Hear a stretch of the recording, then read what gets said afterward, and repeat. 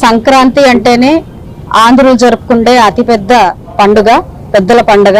అంగరంగ వైభవంగా యావత్ భారతదేశం నుంచి కూడా మన స్వగ్రామాలకు వచ్చి మరీ జరుపుకుంటూ ఉంటారు.